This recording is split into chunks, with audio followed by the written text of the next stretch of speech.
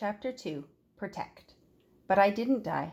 Instead, I had what the doctor called a near-death experience, which I guess sounds kind of exciting, but I personally wouldn't recommend it.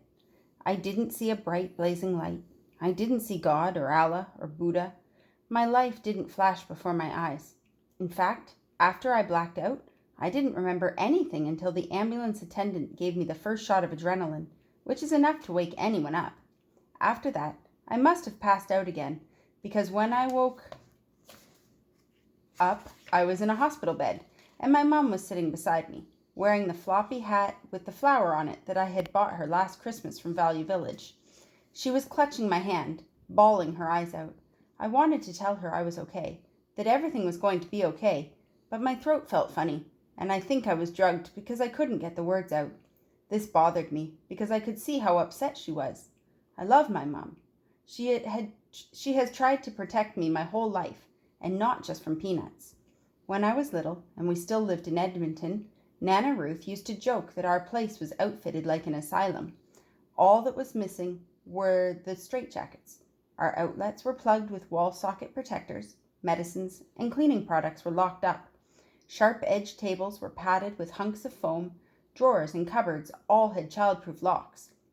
We even had big plastic clip locks to hold the toilet seat down because Mom was worried that I might lift up the seat and fall in and drown.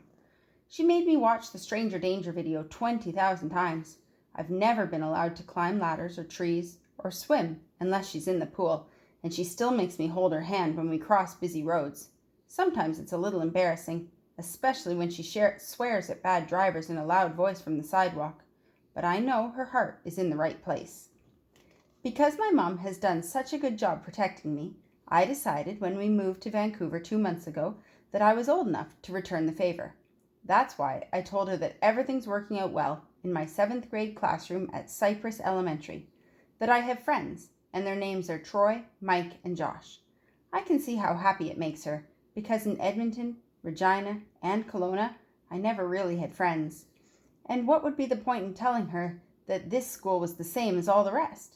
That on a good day, the Three Stooges called me names. That on a bad day, they threw my lunch in the toilet. And on one occasion, my lunch and my gym shorts. The thing is, I've learned to live with it. It's not the end of the world. And besides, if I told my mom the truth, she would flip. She would make a big production out of it. The principal would be called, parents would be called, and when it all simmered down, who would be left to deal with the ugly aftermath? Me. And to be honest, it made me feel better when I could tell her stories at the end of the day that made it sound like I had a life. Then we all shot hoops at lunch. I helped Mike with his math after school. Troy invited me to his birthday party at Planet Laser. That last one almost backfired. I'd chosen laser tag because I knew my mom thought it was violent and dangerous, so I was shocked when she said I could go.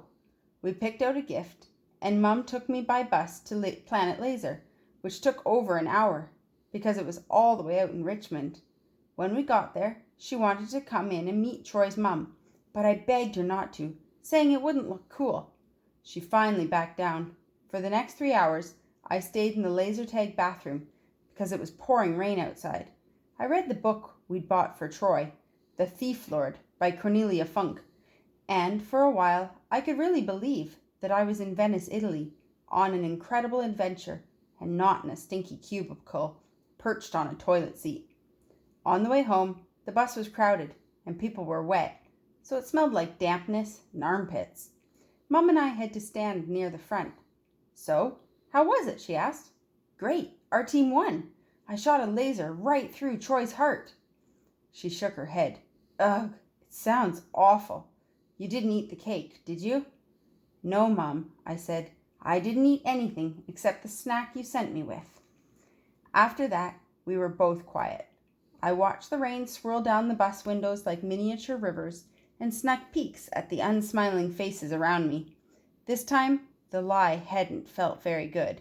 It hadn't made me feel like I had a life. It just made me feel like a speck in the universe.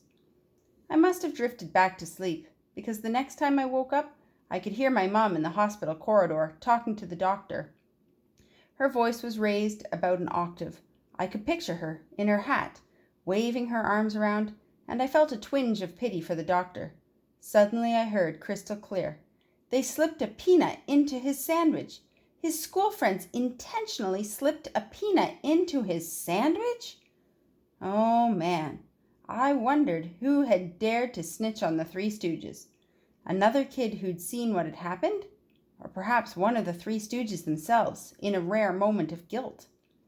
Then a hazy memory floated to the surface of my brain, and I groaned. A pretty nurse had been standing over me when they gave me my second shot of adrenaline. She'd asked me what had happened, and I'd told her everything. It was me. I was the snitch.